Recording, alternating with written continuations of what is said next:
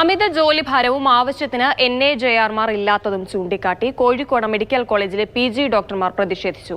Medical college principal ഓഫീസിന് മുൻപിലാണ് പ്രതിഷേധം നടന്നത്. കൂടുതൽ NAJRമാരെ നിയമിക്കണമെന്നാണ് പ്രതിഷേധക്കാരുടെ പ്രധാന ആവശ്യം. കോഴിക്കോട് മെഡിക്കൽ കോളേജിൽ PG ഡോക്ടർമാർ വിവിധ ആവശ്യങ്ങൾ ഉന്നയിച്ച് സമരം നടത്തുകയാണ്.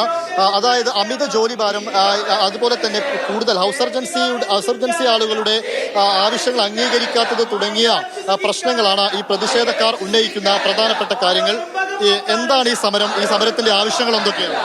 നമ്മുടെ കോളേജിൽ 239ഓളം ഹൗസ് ഏജൻസ് ഈ കഴിഞ്ഞ മാസം 23-ാം തീയതി അവരുടെ ജോലി കഴിഞ്ഞിട്ട് അവരെ ഇറങ്ങി. സാധാരണ രീതിയിൽ ഒരു ഹൗസ് ഏജൻസി ബാച്ച് കഴിയുന്ന സമയത്ത് അതിന് 2 ആഴ്ച മുമ്പ് തന്നെ അടുത്ത ബാച്ച് ഓഫ് ഹൗസ് ഏജൻസി എത്താറുണ്ട്. എന്നാൽ ഇപ്പോൾ നമ്മുടെ കേരളത്തിൽ മാത്രം, കേരള യൂണിവേഴ്സിറ്റി ഓഫ് ഹെൽത്ത് സയൻസിൽ മാത്രം സിലബസിൽ കുറച്ച് ചേഞ്ചസ് ഉണ്ടാക്കിയത് കൊണ്ട് ഒരു 3 മാസത്തെ ഒരു ഗ്യാപ്പ് വന്നു. ആ 3 മാസത്തേക്ക് നമുക്ക് ഇവിടെ ഹൗസ് ഏജൻസി അവൈലബിൾ അല്ല. 239ഓളം ഡോക്ടേഴ്സ് ഇല്ലാതെയാണ് നമ്മുടെ കോളേജ് ഇപ്പോൾ ഓടിക്കൊണ്ടിരിക്കുന്നത്. ഈ ഒരു പ്രശ്നം ഉണ്ടാകുമെന്നുള്ളൊരു വിഷയം നമ്മൾ കുറച്ച് മുമ്പ് തന്നെ അധികാരികളെ അറിയിച്ചിട്ടുണ്ട്. പക്ഷെ അതിന് തക്കതായിട്ടുള്ള ഒരു സൊല്യൂഷൻ നമുക്ക് ആ സമയത്ത് ഉണ്ടായില്ല. ഇതിന് സൊല്യൂഷൻ വരുന്നത് ഈ മാസം 1-ാം തീയതി NAJR എന്ന് പറയുന്ന പുതിയൊരു പോസ്റ്റ് അതിന് പകരമായിട്ട് വെക്കുക എന്നുള്ളതാണ്. 125ഓളം NAJRമാർ അതിലേക്ക് വെക്കാമെന്ന് പറഞ്ഞു. പക്ഷെ ഇതുവരെ വന്നത് 10ഓളം NAJR മാത്രമാണ്. ഒരു പോസ്റ്റ് നമ്മൾ വെച്ചു, ആ പോസ്റ്റിലേക്ക് 10ഓളം ആളുകൾ മാത്രമേ വന്നുള്ളൂ എന്ന് പറയുമ്പോൾ അതിനെന്തോ ഒരു പ്രശ്നം ഉണ്ടാവണം. ആ പ്രശ്നം എന്താണ് എന്നുള്ളത് സൊല്യൂഷൻ കണ്ടെത്തിയാൽ ഈ ഒരു പ്രശ്നം ഇവിടെ തീരും. അതിന് അവർ തന്നെ സൊല്യൂഷൻ പറയുന്നുണ്ട്. NAJR ആയിട്ട് വരേണ്ട ആളുകൾ തന്നെ സൊല്യൂഷൻ പറയുന്നുണ്ട്.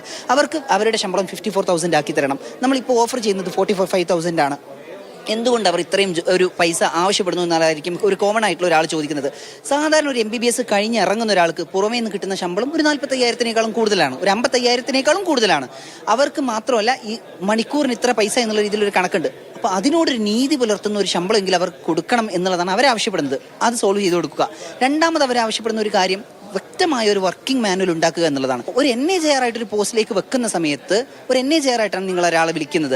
അപ്പോൾ അവർക്ക് വ്യക്തമായൊരു ചോദ്യം ഉണ്ടാവും, ഞാൻ എന്ത് ജോലികൾ ചെയ്യണം? ഞാൻ ഡോക്ടറുടെ ജോലിയല്ലേ ചെയ്യേണ്ടത്? ഞാൻ നഴ്സിംഗ് അസിസ്റ്റന്റിന്റെ ജോലി ചെയ്യേണ്ടി വരുമോ? നഴ്സിംഗ് സ്റ്റാഫിന്റെ ജോലി ചെയ്യേണ്ടി വരുമോ എന്നുള്ള ചോദ്യങ്ങൾ അവർക്കുണ്ടാവും. ആ ചോദ്യങ്ങളാണ് അവർ ചോദിക്കുന്നത്.